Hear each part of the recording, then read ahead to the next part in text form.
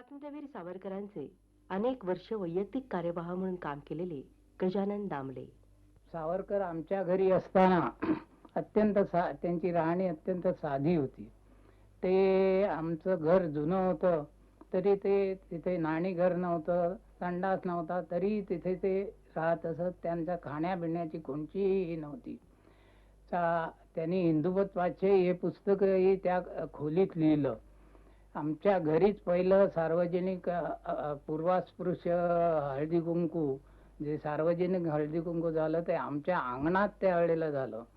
नंतर मग त्यांच्याबरोबर स्वयंसेवक म्हणून मी काम करीत असे. तिथे नंतर ते रत्नागिरीला गेल्यानंतर त्यांना वासुदेव बळवंत गोगटे, हडसन फेम, हेही त्यांना भेटायला आलेले होते. रत्नागिरीलाही अनेक क्रांतिकारक त्यांना भेटून गेले.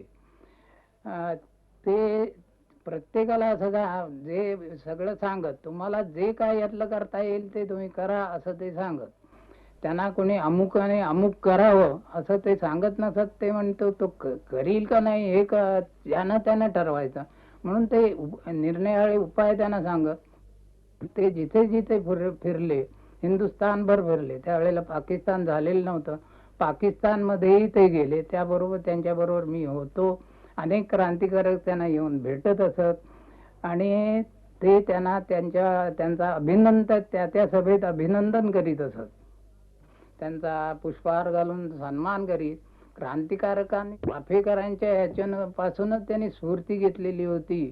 त्यामुळं ते शेवटपर्यंत त्यांचं हे चालू होतं. सावरकर अमुकाला अमुक कर असं सांगत नव्हतं. हे उपाय आहेत पण काहीतरी तू कर. पुण्याचे माजी महापौर गणपतराव तथा दादा नलावडे. मी 1953-54 या वर्षाकरता पुणे महानगरपालिकेचा महापौर म्हणून निवडला गेलो. मी दुसरा महापौर.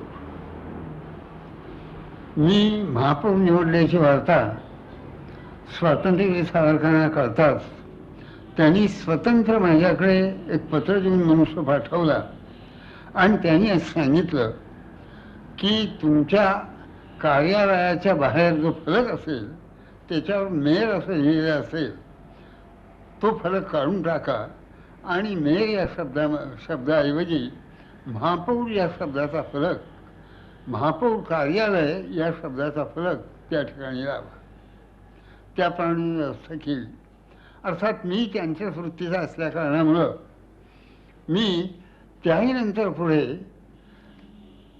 शक्य इतके मराठी शब्द हे निर्माण करायचे आणि परभाषिक शब्द या महानगरपालिकेच्या व्यवहारामध्ये असतील ते सगळे नष्ट करायचे असं ठरवलं आणि त्याप्रमाणे महानगरपालिकेच्या व्यवहारामध्ये एक महानगरपालिका व्यवहाराचा कोशी तयार केला आणि तो महानगरपालिकेला दिला. म्युन्सिपाल्टीमध्ये दुसऱ्या वर्षी म्युन्सिपाल्टीचा स्वतंत्र ध्वज असावा,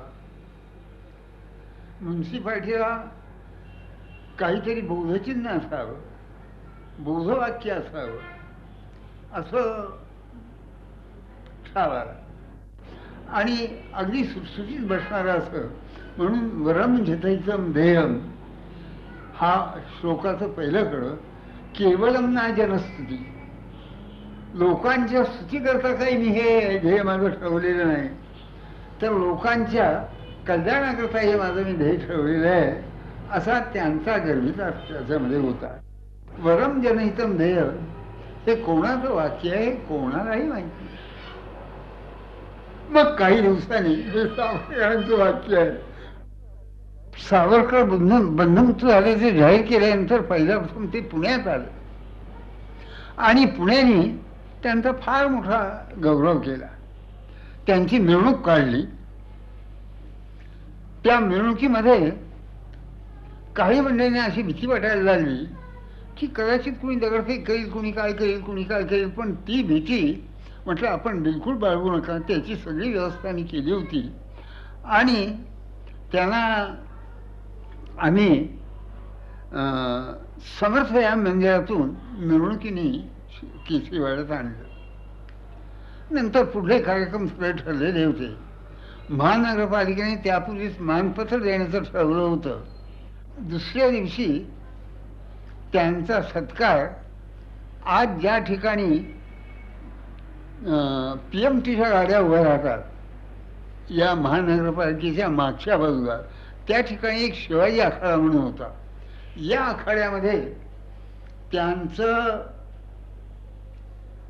सत्कार झाला, त्यांचं स्वागत झालं आणि त्या ठिकाणी केळकरांनी सांगितलं की हे स्वातंत्र्यशाहीर, स्वातंत्र्यवीर ही जी पदवी आहे ती त्यासाहेब केळकरांनी त्यांना दिली. अर्थात मी व्यासपीठावर होतो, मला आनंद झाला. तेव्हा त्यावेळेपासून त्यांना स्वातंत्र्यवीर असं लोक म्हणू लागले. आणि ही पदवी कोणी काही शंकराचार्यांनी दिलेली नाही, ही पदवी कोणी एखाद्या विद्यापीठाने काही दिलेली नाही, ही पदवी त्यांच्या पक्षामधल्या एका थोर माणसाने त्यांनी दिलेली आहे आणि ही पदवी शेवटपर्यंत त्यांची कायम राहील. त्यानंतर त्यांना या ठिकाणी नगरपालिकेने मानपत्र दिलं. या मानपत्राची व्यवस्था बाबूराव गोखलेंनी मानपत्र काय द्यायचं, काय मजकूर असावा या संबंधाने सगळी व्यवस्था केली. पण मानपत्राची बाकी जी व्यवस्था होती ती माझ्याकडे होती. मी काय केलं, एका सोनाराला गाठला, उत्तम कारागीर होता, त्याला रिव्हॉल्वर करायला दिला. तो म्हणला माझ्याजवळ चांदी नाही, मी तुम्हाला रिव्हॉल्वर उत्तम करून देतो, पण माझ्याजवळ काही चांदी नाही. तेव्हा मी माझ्या पदरची चांदी नेऊन त्याला दिली, त्याचा पत्रा करून दिला आणि तो रिव्हॉल्वर अर्धा तयार होत आला. आता जोडायचा तोच तुम्हाला सांगतो, त्यांनी बिचाऱ्याने रात्र बसून 2 दिवस तो रिव्हॉल्वर तयार केला. आणि आमचे जे अध्यक्ष होते करपे, त्यांना कोणतरी भीती घातली. ते माझ्याकडे आले आणि त्यांनी सांगितलं की बाबा हे काय करू, माझ्यावर काहीतरी आपत्ती होईल. कारण ते 1934 साल होतं. मी त्यांना सांगितलं ठीक आहे, मी कॅसेट आणतो, म्हटलं ते रद्द करतो. आणि त्याप्रमाणे मी ते कॅसेट आणलं. तेव्हा या 2 हकीकती ज्या आहेत त्या माझ्या दृष्टीने मला महत्त्वाच्या वाटल्या म्हणून मी सांगितल्या. ज्येष्ठ पत्रकार शमरा तथा मामा दाते. पूर्वी देवनागरी लिपी ही हातानेच कंपोज करावी लागत असे. ती यंत्रावर बसवण्याचा पहिला प्रयत्न हा लोकमान्य टिळकांनी केला होता. पुढे ते वारले. त्यांचं ते काम अपुरंच राहिलं होतं. त्या काळामध्ये मराठी भाषा, हिंदी भाषा यांच्याकरता देवनागरी लिपीच्या ऐवजी रोमन लिपी वापरावी असा प्रचार सुरू झालेला होता. तेव्हा आपली देवनागरी लिपी ही सुधारली पाहिजे, यंत्रावर बसू शकेल अशी केली पाहिजे, याच्याकरता अनेक लोकांनी प्रयत्न केले.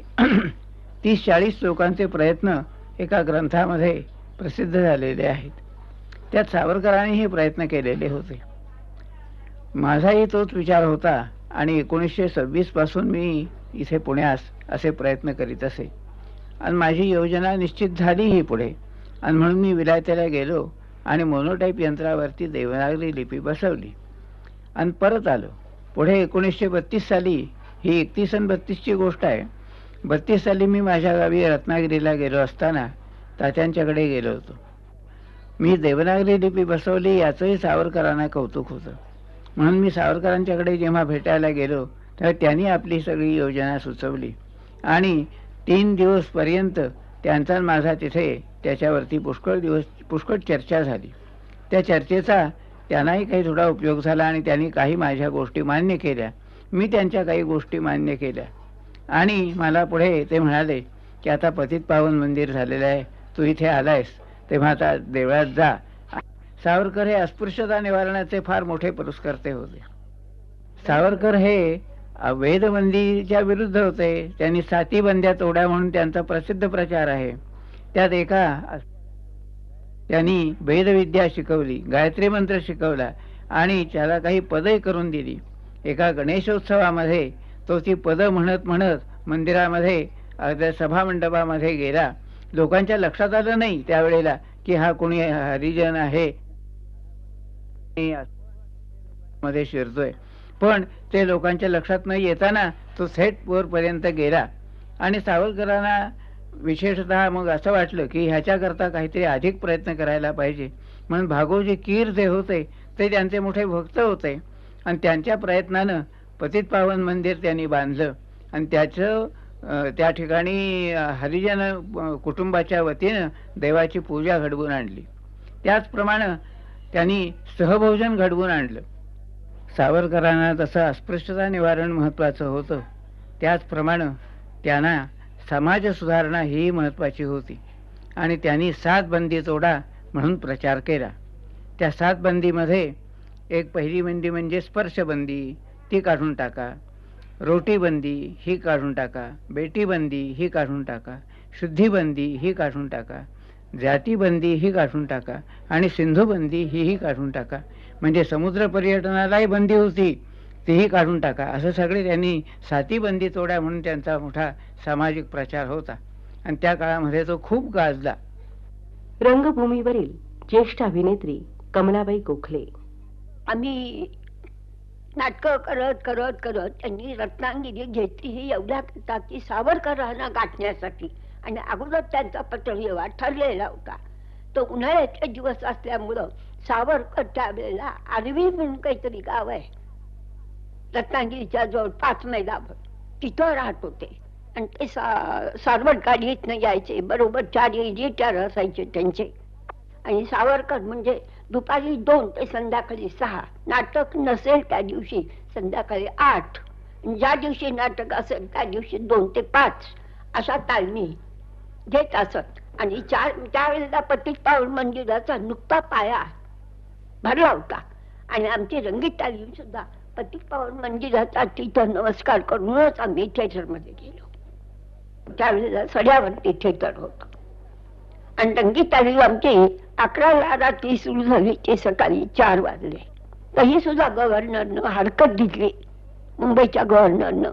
आणि हे सबंध नाटक मला इंग्लिशमध्ये ट्रान्सलेशन करून पाहिजे म्हणून सांगितलं. सावरकर सकाळी 6 वाजता मांडवात जे बसले लेखी हातात घेऊन, ते बरोबर 10ला त्यांच्या हातात त्यांनी पुस्तक सगळ्या सावरकर स्वतः पिठी चांगली वाजवत होते. जेवढ्या तालीच्या नाटकात आहेत त्या सगळ्या सावरकरांनी आम्हाला बसवून दिलेल्या आहे.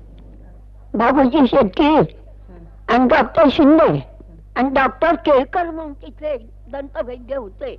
असे 3 जण सावरकरांच्या बरोबर नेहमी येत असत. आणि लेखिका मृणालिनी जोशी. माझं आजोळ हार्डेकरांच्याकडे रत्नागिरीला. आम्ही मधल्याळीत राहत होतो आणि मधल्याळीच्या तिथून एक बोळ असा मोठ्या रस्त्याला जायचा आणि त्याच्या शेजारी डाव्या हाताला एक वैद्यांचं घर होतं. ते वैद्यांचं घर तात्यांनी भाड्याने घेतलं होतं. तिथे भाड्याने राहायचे. आमची घरं अशी अगदी जवळ असल्यामुळे मी लहानपणापासून तिथे नेहमी जायचे आणि मुलांच्या बरोबर खेळायचे. त्यांच्या घरातच असल्यासारखे झाले होते. मला त्यावेळी काही फारसं कळायचं नाही. पण तात्या लिहायला बसले की असं त्यांच्या मेजाच्या तिथे एक चटपट चणे असायचे. चटपट चणे म्हणजे हरभऱ्याची उसळ नाही, असे कडक तळलेले चणे. आणि मी अशी एकदा बघत होते की हे लिहितात तरी काय, हा अभ्यास कसला करतात. मला काय त्यावेळेला इतकं कळायचं नाही की काय लिहित आहेत. तर त्यांना एकदम माझी चाहूल लागली बहुतेक आणि त्यांनी वळून पाहिलं. वळून पाहिल्याबरोबर मला अगदी घाम फुटला. पाय तिथल्या तिथे अडकले. वाटलं पळून जावं, पण पाय काही उचले नात. पण तात्याने माझी मनस्थिती जाणली असावी. ते म्हणले, अगं इकडे यात. मला वत्से म्हणायचे. वत्से इकडे ये. तर मी आणखीच घाबरले. पण मग त्याने हसून आपल्या त्या मेजाच्या जवळचे तिथले ते चणे 2-4 आपल्या तोंडात टाकले आणि हात असा पुढे करून ये म्हणाले. मग मी दबक्या पावलाने गेले आणि घेतले. माझा संकोच दूर झाला आणि तेव्हापासून जवळजवळ त्यांच्या प्रत्येक रोज त्यांच्या चण्यात मला एकतरी घास मिळत असायचा. आता लहानपणच्या आठवणी आहेत म्हणून त्या जरा खाण्याच्याच जास्त आहेत. तेव्हा मला त्यांचं मोठेपण कळत नव्हतं. ह्याच आठवणी जास्त होत्या. त्यांना जिलबी पण फार आवडायची. असं त्या अंगणामध्ये सकाळी त्या अंगणात सडा सारवंत केलेलं असायचं, छान असायचं. आणि संध्याकाळी अशी उन्हं उतरली की पुन्हा पाणी बिणी शिंपडून माई सगळं तयार करायच्या. आराम खुर्ची टाकायची आणि त्या आराम खुर्चीवर तात्या बसायचे. मग आजूबाजूचे सगळे मुलं मुली अशा एकत्र यायच्या. खूप गाणी सांगायचे, त्यांना शिकवायचे. त्यावेळेला तानाजीचा पोवाडा त्यांनी सांगितलेला मला आठवते. धन्य शिवाजी तोरण गाजी, धन्यचे तानाजी प्रेमे आजी. ह्याचा पोवाडा गाजी वगैरे ते. तर ते सांगायचं कडवं आणि पाठ केलं, दुसऱ्या दिवशी पाठ करून आलं की त्यांना खूप आनंद व्हायचा. एखादा विद्यार्थी करायचा पाठ जो एकपाठी आहे आणि तल्लख बुद्धीचा आहे की त्यानं त्या बुद्धिमत्तेचं कौतुक वाटायचं. लगेच त्याला शाबासकी द्यायची आणि म्हणायचं की माई अगं गोखल्याच्या नाक्यावरनं जिलबी आणव. मग सगळ्यांना जिलबी मिळायची. मी तशी लहान आणि बुद्धीने पण काही इतकी चांगली नाही, त्याच्यामुळे पाठबीठ मी काही करत नसे. फक्त माझं लक्ष त्या जिलबीच्या तुकड्याकडे असायचं. लहानपणी काही दिवस त्यांच्या सहवासात असे काढले, पण तेव्हा सुद्धा मला असं वाटायचं की तात्या हे एक नाहीत. आमच्याजवळ बोलणारे तात्या निराळे आहेत आणि पतितपावनाच्या देवळात आवेशाने मोठमोठ्याने बोलणारे तात्या, लोक टाळ्या वाजवत आहेत, आणखीन मोठ्या मोठ्याने बोलतायत, मोठमोठी लांब लांब वाक्य बोलतायत. मला काही कळायचं नाही, पण मनात असं वाटायचं की 2 तात्या निराळे आहेत. एक लहान मुलांचे तात्या आहेत आणि एक काहीतरी तेजस्वी मोठे गंभीर असे तात्या आहेत, असं मला वाटायचं. ही माझी जी लहानपणची भावना होती ती मोठेपणी पण तशीच राहिली. ह्याचं कारण मला तसाच पुन्हा अनुभव आला. मी मोठे झाले, शाळा कॉलेजमध्ये जायला लागले आणि मुंबईला एका सुट्टीत सावरकर सदनात गेले परत. आणि तिथे गेल्यावर असं एरवी इतके मृत्युंजय तात्या आहेत, म्हणजे मृत्यूला हे करणारे, कुठला कठीण प्रसंग आला तर कधी न घाबरणारे असे. पण स्वतःच्या मुला माणसांचं किंवा घरातल्या माणसांचं त्या काही प्रश्न निघाला की अतिशय हळवे व्हायचे. मला समुद्राची आवड, रत्नागिरीचाच जन्म असल्यामुळे, तर मी सावरकरांची कन्या प्रभूते प्रभात, तर तिला म्हणायचे आपण समुद्रावर फिरायला जाऊ. तात्याने विचारायला गेलं, तात्या म्हणायचे हो जा जा, पण केव्हा येणार? दिवस मावळायच्या आत यायला पाहिजे, अंधार पडायच्या आत घरी यायला पाहिजे. आम्ही हो म्हणायचं, पण केव्हा तरी काय व्हायचं, गप्पाच्या नादामध्ये प्रभाते गाणं बिणं सुद्धा छान म्हणायची. तर गाण्यात गप्पात गोष्टीत आम्ही रंगून गेलो की सूर्य केव्हा मावळला हे आम्हाला कळायचंच नाही. आणि मग मात्र एकदम अंधार पडला की आम्हालाच वाटायचं की आता घरी हा गोंधळ होणार म्हणून. रस्त्यातच आम्हाला आप्पा कासार आम्हाला पाहायला निघालेला भेटायचा. मग आत यावं, सावरकर सदनात आलं की समोरच्या त्या सज्जामध्ये तात्यांच्या येरझाऱ्या चालू असायच्या. आम्ही खाली मान घालून दबक्या पावलाने असं भीत वर गेलो, जिना चढून वर गेलो की माई म्हणायच्या. माईंचा आवाज लहान असायचा कारण तात्यांनी ऐकू नये, पण अगदी रागाने रोषाने म्हणायच्या, किती वेळा सांगितलंय मुलींनी दिवे लागणीच्या आत घरी यावं, पण नाही, जीवाला घोर लागायचा अगदी माणसाच्या, असं त्या म्हणायच्या. आणि मग आम्ही कसे बसे धावत पळत घरात जायचे. तर असंच मला वाटतं की इतके हळवे तात्या आहेत आणि इतके अत्यंत तेजस्वी. त्यांचं व्यक्तिमत्व हे 2 काहीतरी निरनिराळी, म्हणजे आपण ज्याला विरुद्ध मिश्रण समजतो त्या गुणांचं मिळून एक काहीतरी विलक्षण मिश्रण झालेलं होतं. की इकडे राष्ट्रवादाचं मोठमोठ्याने बोलणारे तेजस्वी, पण मला एक संध्याकाळ अजून आठवते. आणि असं बागेमध्ये आम्ही फिरत होतो, सायलीची वेल होती आणि त्या सायलीच्या वेलीच्या अगदी हिरवेगार अशा लहानशा वेलीवरनं त्या हात फिरवत उभे राहिले. मी पण थांबले. म्हटलं काय झालं? नाही म्हणाले की अंदमानला असताना मला कल्पनासुद्धा नव्हती की असं माझं घर होईल, अशी सायलीची वेल दारात येईल. आणि ते जे मला सगळं वेल किंवा एक फुलं असं आवडायचं ते मी कमला काव्यामध्ये वर्णन केलं होतं. पण ते एक स्वप्नरंजन होतं की कधी काळी माझ्या स्वतःच्या आयुष्यामध्ये असं होईल असं मला कधीच वाटलं नाही. आणि आज ते ही वेल ना म्हणाले वरती जाते आणि माझ्या झोपण्याच्या खोलीच्या तिथेही ह्या कळ्या रात्री उमलतात, असं म्हणून तात्या इतके अगदी हळुवारपणाने ते बोलले की त्यांचा जो भावगंभीर आणि भावमधुर असा जो चेहरा मला दिसला तो मला कधीच विसरता येत नाही. अजून सुद्धा सायली किंवा जाई जुई अशी फुलं पाहिली किंवा अशी वेल वर गेलेली पाहिली की तात्यांची आठवण होते. एकूण काय की सगळंच मोठं विलक्षण होतं. तिथे सूर्याचा प्रखर प्रकाशही होता आणि त्याला लपटूनच त्याला बिलगूनच अशी चंद्रिका पण होती, किंवा असं म्हणता येईल की धगधगतं रणकुंड होतं आणि तिथेच फुलंसुद्धा जाईजुईची फुलं त्या शेजारीच उमललेली होती. किंवा एखादं असं गर्भरेशमी मऊ असं वस्त्र असावं आणि त्याची किनार मात्र अगदी एखाद्या अग्नीच्या स्फुल्लिंगासारखी किनार असावी असं वाटत होतं. किंवा असं हे विलक्षण व्यक्तिमत्व मला अनुभवायला मिळालं. फार थोडं कळलं, कारण ती ज्याला जाणून घ्यायचं त्याला जाणण्या इतकी बुद्धिमत्ता आपल्या अंगी असेल तर ते कळतं. तेव्हा इतकं मोठं प्रचंड व्यक्तिमत्व होतं, सहस्रदळ कमळासारखे व्यक्तिमत्व होतं. ते कळण्याची योग्यता माझी नाही, पण तरी सुद्धा असं वाटतं की माझ्या भाग्याने त्यांच्या सहवासामध्ये थोडेसे जे काही क्षण मी घालवले ते माझ्या आयुष्यात चिरंजीव झालेले आहेत. सावरकर साहेब नमस्कार. नमस्कार. आपण स्वातंत्र्यवीर सावरकरांचे पुतणे आहात. आपला त्यांचा संबंध फार जवळचा आलेला असेलच. आपण त्यांच्या कार्याविषयी आपलं जे काही माहिती असेल किंवा आपला जो संबंध झाला आणि त्यांचा आपण जे बोलणं झालं असेल सामाजिक कार्यातनं, त्या काही आपल्याला आठवणी असतीलच, ते आमच्या श्रोत्यांना सांगा भाऊ. माझं नाव विक्रम नारायण सावरकर. मी स्वातंत्र्यवीर विनायक दामोदर सावरकर यांचा पुतण्या, म्हणजेच भारतीय स्वातंत्र्य संग्रामात विख्यात झालेले क्रांतिकारी तिवळकर सावरकर बंधू यांच्यातील धाकटे बंधू डॉक्टर नारायण दामोदर सावरकर यांचा मुलगा. माझ्या बालपणामध्ये म्हणजे तात्याराव सावरकर रत्नागिरीहून सुटून मुंबईला आल्यानंतर 5 वर्षापर्यंत आम्ही एकत्र एका निवासस्थानात मुंबईला राहिलो. त्यावेळी ज्या काही माझ्या आठवणी आहेत त्या मी इथे सांगणार आहे आणि नंतरही काही माझ्या आठवणी आहेत त्याही सांगणार आहे. सर्वप्रथम माझ्या लक्षात राहतं तो ही गोष्ट म्हणजे तात्यारावांचा भाषाशुद्धीचा आग्रह. आम्हाला लहान मुलांनाही आम्ही भाषा शुद्ध बोलावी म्हणून त्यांनी एक सूचना दिली होती की परकीय भाषेत आपल्यापैकी कोणी बोललं तर त्याला चिमटा घेऊन शिक्षा द्यायची. आणि त्यामुळे आम्हाला बालपणापासूनच शुद्ध मराठी भाषा बोलण्याची सवय लागली. भाषा शुद्धीच्याच बाबतीमध्ये मला आणखी एक आठवण सांगावीशी वाटेल. पुढे 1958 साली माझा विवाह झाला आणि माझ्या पत्नीसह मी जेव्हा त्यांना प्रथम मुंबईला भेटायला गेलो त्यावेळी त्यांनी माझ्या पत्नीला म्हणजे सौभाग्यवती स्वामिनीला त्यांनीच लिहिलेले भाषाशुद्धी हे पुस्तक भेट म्हणून दिले आणि ते म्हणाले की हे पहा, सावरकर घराण्यात येणाऱ्या नव्या व्यक्तीला प्रथम भाषाशुद्धीचे महत्व कळले पाहिजे. याचाच मला अनुभव पुढेही आला. विख्यात साहित्यक कैलासवासी पुभा भावे यांच्या भाषाशुद्धीच्या प्रयत्नाबद्दल तात्यारावांना अतिशय आनंद वाटत असे. त्यांनी एकदा माझ्याबरोबर निरोप पाठवला भाव्यांसाठी. त्यांनी सांगितलं की भाव्यांना नागपूरला गेल्यावर भेटा आणि जरूर सांगा की त्यांच्या कथांमधून, कादंबऱ्यांमधून आणि बोलपट लेखनातून सुद्धा विदेशी शब्द टाळून हेतूतः आपल्या भाषेतील शब्द योजलेले असतात.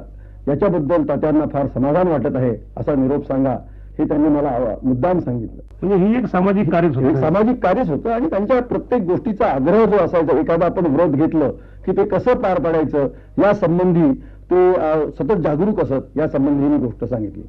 त्यानंतर लहानपणची मला आणखीन एक गोष्ट आठवते. ती म्हणजे अशी की आम्ही सावरकर सदनमध्ये राहत असताना, तो काळ 1937 ते 42 या काळचा आहे. कुठं राहत होता आपण? सावरकर सदन, दादर मध्ये सावरकर सदन आहे. तळ मजल्यावर आम्ही म्हणजे मी, माझे वडील, आम्ही भावंड, बाबाराव सावरकर मोठे काका हे राहायचे आणि वरच्या मजल्यावर तात्याराव राहायचे. तर तात्यारावांना भेटायला जाणारी सगळी माणसं ही खाली प्रथम बाबारावांना भेटून मगच पुढे आवश्यकतेनुसार जायची. त्यामुळे आम्हा मुलांना त्यांच्याकडे येणारे जाणारे लोक दिसत असत. तर एक गोष्ट माझ्या अगदी लक्षात आहे आता ठामपणे की बहुधा जून 1940 असावं, मी तेव्हा 9व्या वर्षाचा असेल. नखशिखांत खादीचा पोशाख केलेले, टोपीपासून असे त्यावेळेला ज्यांना देशबंधू देवाचे शब्द वापरत देशबंधू सुभाषचंद्र बोस हे सावरकरांना भेटायला आले, तो प्रसंग मला आठवतोय. आणि ते जिन्यावरून जाताना मी बघितले. आम्हा मुलांना इतकंच वाटत होतं की काँग्रेसचा एक मोठा पुढारी आपण तात्यांना भेटायला आला, एवढीच त्यावेळेला आम्हाला जाणीव होती. परंतु पुढे इतिहासातच नमूद केलं गेलंय की त्यांची ती भेट ही ऐतिहासिक महत्वाची होती आणि त्यातूनच आझाद हिंद सेनेचा जन्म झाला. हे सगळं सत्य पुढे लक्षात आलं तेव्हा त्या भेटीचं महत्व मला जास्त वाटू लागलं. पण ती भेट आजही स्पष्ट माझ्या डोळ्यासमोर दिसते आहे. आता त्यानंतरचं अलीकडे म्हणजे मी वाढत्या सामाजिक कार्यात त्याच्यात भाग घेऊ लागल्यानंतर त्यांच्याविषयी सांगण्याची आठवण मला जी आहे ती म्हणजे त्यांच्या शासनाच्या ज्या धोरणात आपल्याला आवश्यक गोष्टी वाटतात त्या आहेत त्याचा पाठपुरावा करण्यासंबंधीचा आहे. केवळ विरोध हे त्यांचं धोरण नव्हतं. तर 1961 मध्ये 15 जानेवारी 1961 पुण्याला त्यांचं शेवटलं सार्वजनिक भाषण झालं. त्यांचा मृत्युंजय महोत्सव त्यावेळेस साजरा करण्यात आला. म्हणजे जर त्यांची शिक्षा पूर्ण झाली असती तर 1961 साली ते सुटले असते, 60 साली सुटले असते आणि म्हणून संबंध भारतात तो मृत्युंजय महोत्सव साजरा झाला. त्यात त्यांचं भाषण पुण्याला झालं. त्या भाषणानंतर मुंबईला मी त्यांची पुन्हा भेट घेतली. तर त्यावेळेला त्यांनी सैनिकीकरणाचा पुरस्कार केलेला होता आणि त्यांनी मला सांगितलं की आज आपल्या महाराष्ट्रात तरी यशवंतराव चव्हाणांच्या प्रयत्नांनी सैनिकीकरणाला चांगली गती मिळाली आहे. शाळा प्रशाळा यातून त्यांनी सैनिकी शिक्षण छात्रसेनेच्या माध्यमातून देणं सुरू केलेलं आहे.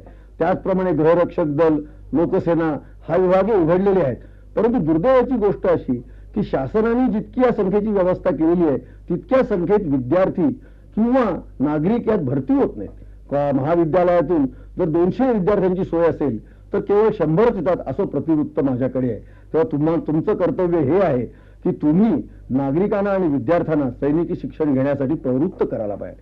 हा त्यांचा उपदेश ऐकून मी परतल्यावर नागपूरला विदर्भामध्ये सैनिकी शिक्षण सहाय्यक नागरिक समिती स्थापन केली आणि त्याद्वारे सैनिकी करण्याचा प्रचार विदर्भामध्ये केला.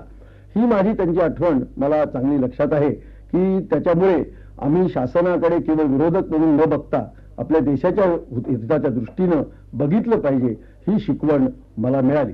दुसरंही मला एक सांगावं असं वाटतं याच्या हे सांगत असतानाच की सावरकरांनी कधीही कोणाला, आम्हाला सुद्धा अमुक एक गोष्ट आग्रहाने तुम्ही करा समाजसेवा वगैरे असं सांगितलं नाही.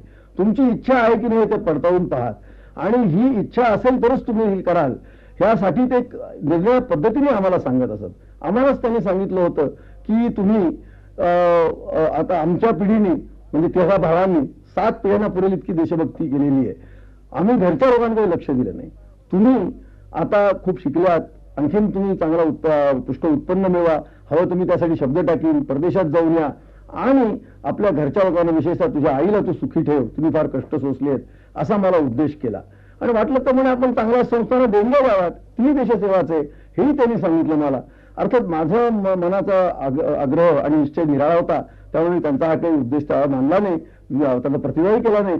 परंतु पुढे त्यानंतर ते म्हणाले की तू आता आपणच स्वीकारले आहेस तेव्हा हे कार्य नेटाने चालव.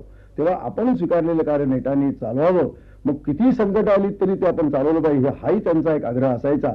आणि शक्यतो आपल्या देशाच्या हिताच्या दृष्टीनं प्रत्येक गोष्टीकडे बघण्याचा त्यांचा दृष्टिकोन होता, तो आपण प्रत्यक्ष कार्यवाहीत आणला पाहिजे याच्यावर त्यांचा जोर असायचा.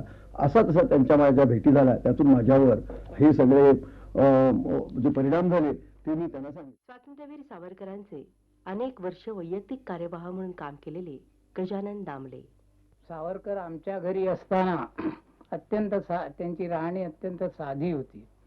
ते आमचं घर जुनं होतं तरी ते तिथे नाणी घर नव्हतं, संडास नव्हता, तरी तिथे